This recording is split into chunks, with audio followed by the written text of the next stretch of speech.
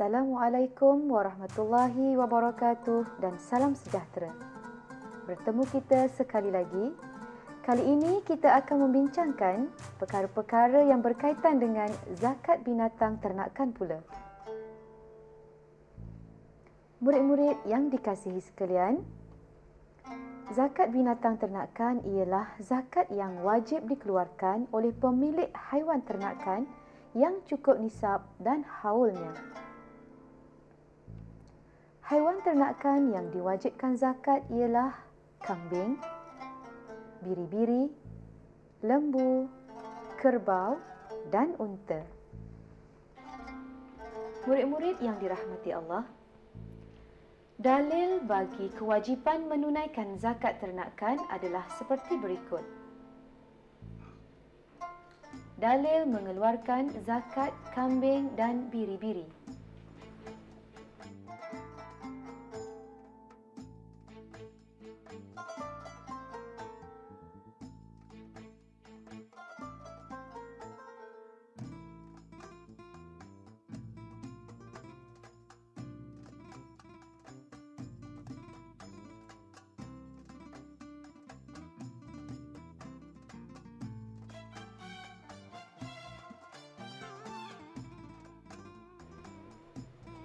Dalil mengeluarkan zakat lembu dan kerbau.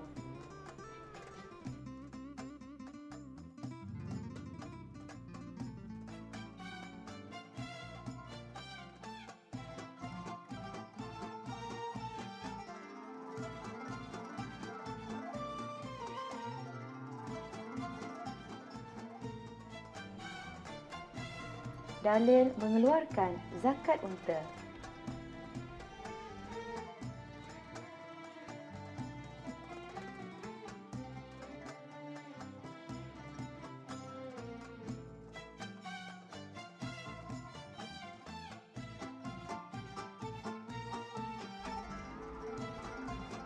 Adakah murid-murid tahu apakah syarat-syarat wajib bagi melaksanakan zakat binatang ternakan ini?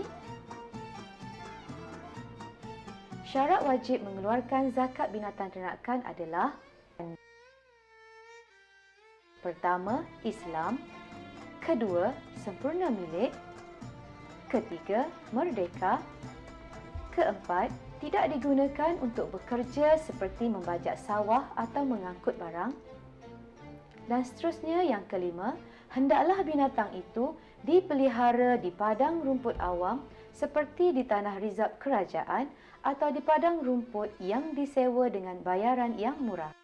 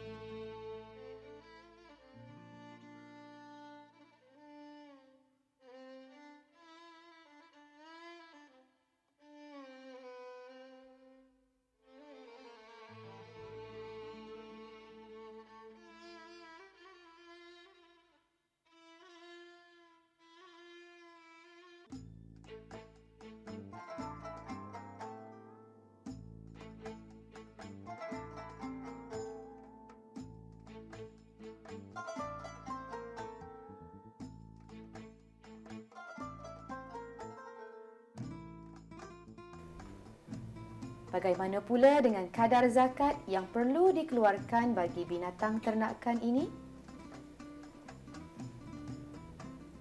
Murid-murid, kadar zakat binatang ternakan boleh kita fahami berasaskan jadual berikut. Bagi zakat ternakan kambing dan biri-biri, nisabnya adalah 40 ekor. Jika bilangan kambing atau biri-biri antara 40 hingga 120 ekor, maka zakat yang dikenakan ialah 1 ekor kambing betina berusia 1 tahun lebih. Jika bilangan kambing atau biri-biri antara 121 hingga 200 ekor, maka zakat yang dikenakan ialah 2 ekor kambing betina berusia 1 tahun lebih. Jika bilangan kambing atau biri-biri antara 201 hingga 300 ekor, maka zakat yang dikenakan ialah 3 ekor kambing betina berusia 1 tahun lebih. Jika bilangan kambing atau biri-biri antara 301 hingga 400 ekor, maka zakat yang dikenakan ialah 4 ekor kambing betina berusia 1 tahun lebih. Seterusnya, bagi setiap tambahan 100 ekor, maka kadar zakatnya adalah ditambah dengan seekor kambing atau biri-biri betina berusia setahun lebih.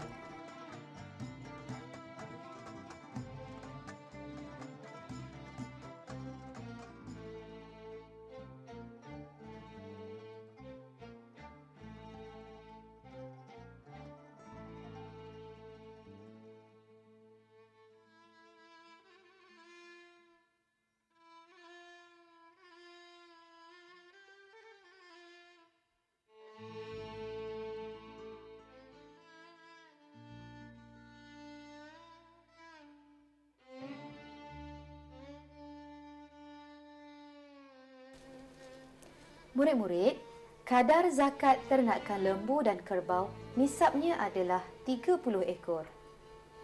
Sila rujuk jadual berikut. Jika bilangan lembu dan kerbau antara 30 hingga 39 ekor, maka zakat yang dikenakan ialah seekor lembu atau kerbau jantan berusia 1 tahun lebih. Jika bilangan lembu dan kerbau antara 40 hingga 59 ekor, maka zakat yang dikenakan ialah seekor lembu atau kerbau betina berusia 2 tahun lebih. Jika bilangan lembu dan kerbau antara 60 hingga 69 ekor, maka zakat yang dikenakan ialah 2 ekor lembu atau kerbau jantan berusia setahun lebih. Jika bilangan lembu dan kerbau antara 70 hingga 79 ekor, maka zakat yang dikenakan ialah seekor lembu atau kerbau jantan berusia setahun lebih dan seekor lembu atau kerbau betina berusia 2 tahun lebih. Jika bilangan lembu dan kerbau antara 80 hingga 89 ekor, maka zakat yang dikenakan ialah 2 ekor lembu atau kerbau betina berusia 2 tahun lebih.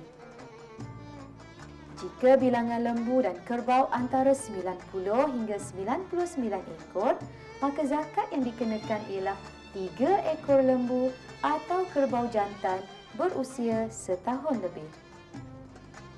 Jika bilangan lembu dan kerbau antara 100 hingga 109 ekor, maka zakat yang dikenakan ialah 2 ekor lembu atau kerbau jantan berusia 1 tahun lebih dan seekor betina berusia 2 tahun lebih.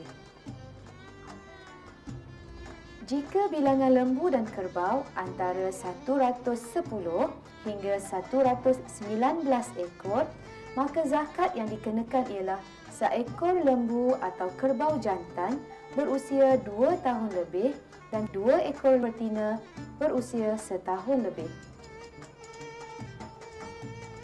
Jika bilangan lembu dan kerbau 120 ekor, maka zakat yang dikenakan ialah 4 ekor lembu atau kerbau jantan berusia 2 tahun lebih atau 3 ekor betina berusia setahun lebih.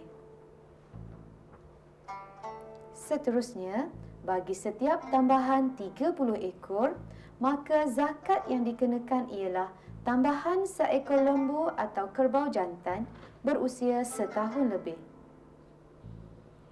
Dan bagi setiap tambahan 40 ekor, maka kadar zakat yang dikenakan ialah tambahan seekor lembu atau kerbau betina berusia setahun lebih.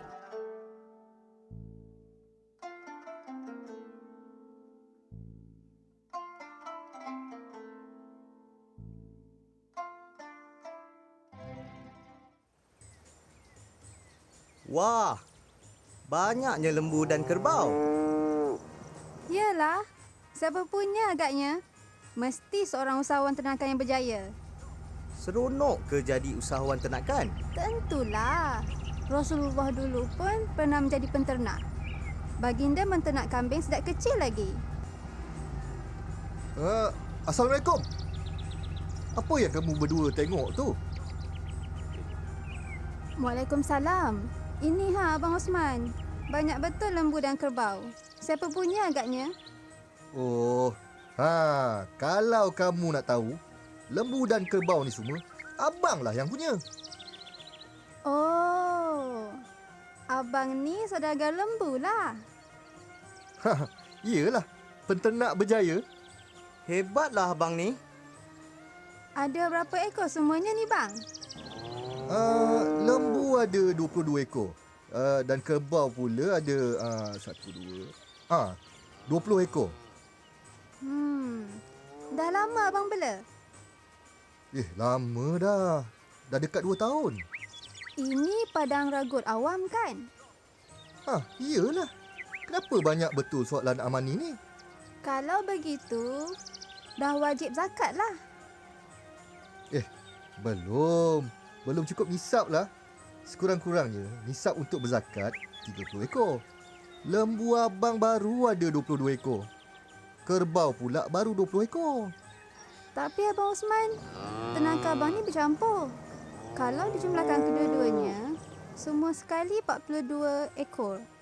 Jadi, kenalah zakat lembu atau zakat kerbau betina berumur 2 tahun lebih. Abang boleh pilih sama ada nak keluarkan zakat dari ternakan abang atau daripada lembu atau kerbau yang lain. Oh, begitukah? Tak boleh jadi ni. Abang nak pergi jumpa Tok Ki lah. Tok Ki kan amil di kampung kita ni. Abang nak tanya dia lebih lanjut. Itulah yang sebaik-baiknya. Kalau macam tu abang pergi dululah. Terima kasih kerana ingatkan abang ya. Assalamualaikum. Waalaikumsalam.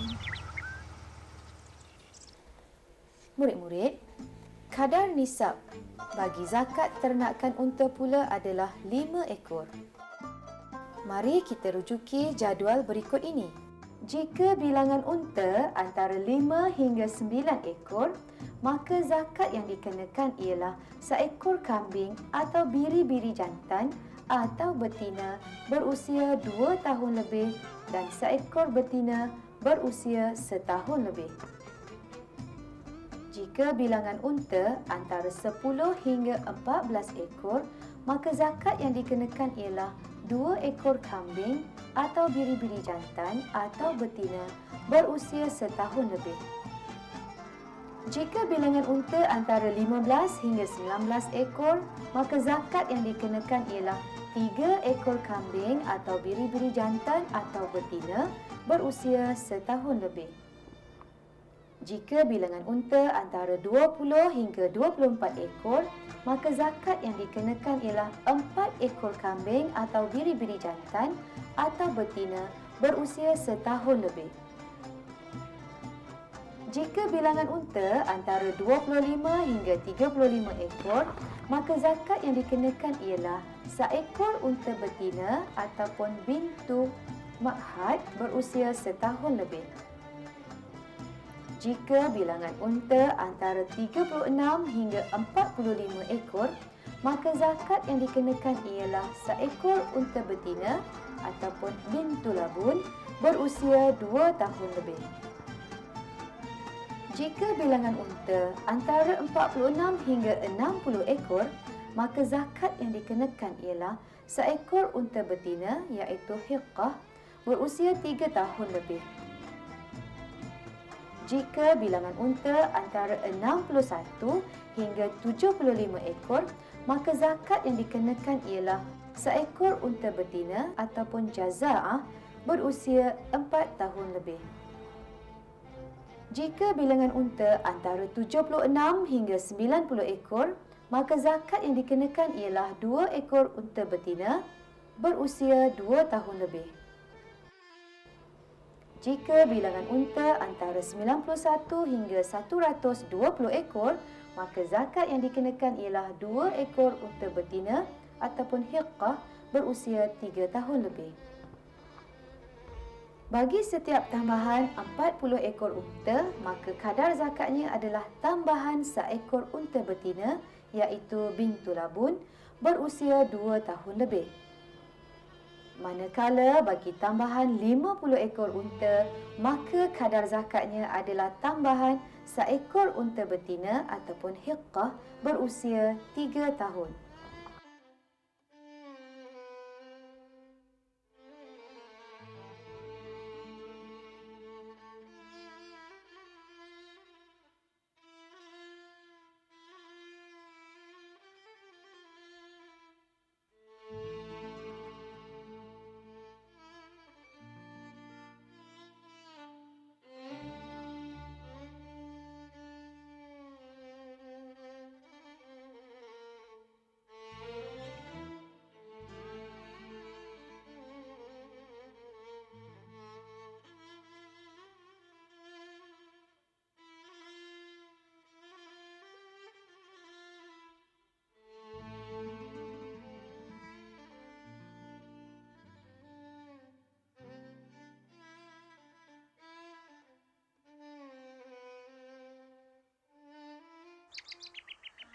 Tadi Abang Osman ada datang jumpa Tok Ki. Bertanya pasal zakat haiwan ternakannya.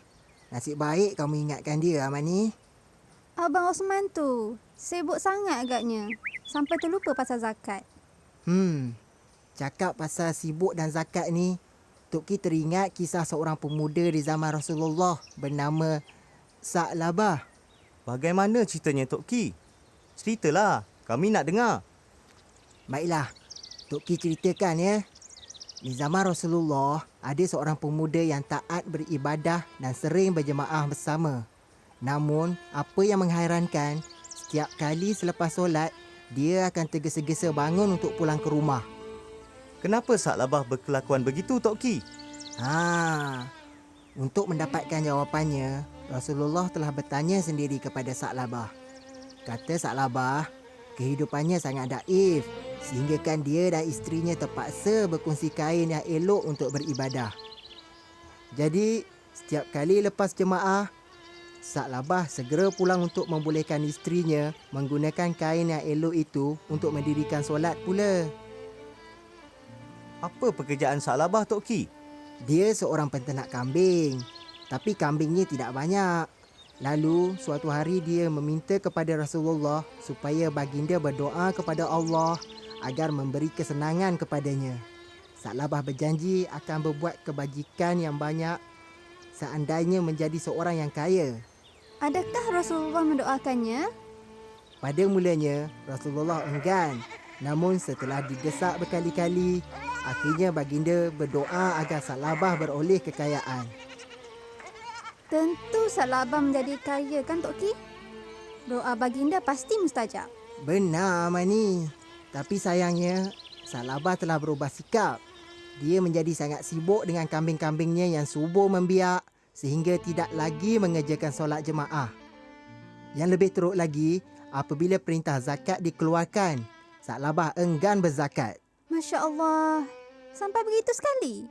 Akhirnya, kerana murka, Allah menurunkan ayat melarang Rasulullah menerima zakat Sa'labah. Adakah Sa'labah insaf? Akhirnya dia insaf, namun segalanya sudah terlambat. Rasulullah tidak mahu menerima zakat Sa'labah sehingga baginda wafat. Saidina Abu Bakar dan Saidina Uthman juga tidak mahu menerima zakat Sa'labah semasa mereka menjadi khalifah. Hiduplah Sa'labah dalam penyesalan yang amat sangat. Kesimpulannya, jangan kita terlalu leka dengan urusan dunia sehingga lupa tanggungjawab kepada agama. Walau sibuk bagaimanapun, luang-luangkanlah masa untuk berjemaah. Apabila sampai masa untuk berzakat, janganlah bertangguh-tangguh juga. Faham semua? InsyaAllah, Tok Ki. Ki. Demikianlah tadi murid-murid perkara-perkara yang berkaitan dengan zakat binatang ternakan yang harus difahami sebaiknya. Bagi mereka yang berminat dalam dunia penternakan binatang, Ustazah berdoa murid-murid akan mencapai hajat tersebut dan seterusnya berjaya hingga mampu mengeluarkan zakat binatang ternakan kelak. Akhir kata, Ustazah akhiri dengan lafaz wabillahi taufik wal hidayah. Wassalamualaikum warahmatullahi wabarakatuh.